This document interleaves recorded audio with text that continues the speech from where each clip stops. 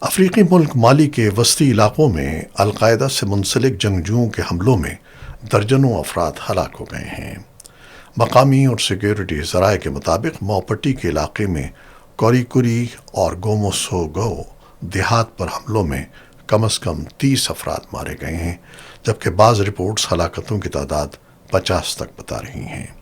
یہ حملے ایک دن کے بعد ہوئے جب مسلح افراد نے باماکو کے قریب کینری وبا سینٹر جیل پر دھاوا بول دیا، جہاں تقریباً 2500 قیدی موجود تھے۔ رپورٹس کے مطابق اپریل کے آخر سے ملک میں شدت پسند حملوں میں اضافہ ہوا ہے، جب القاعدہ سے وابستہ جماعت نصرت الاسلام المسلمین اور ازواج لبریشن فرنٹ نے مشترکہ طور پر کارروائیاں شروع کی تھیں۔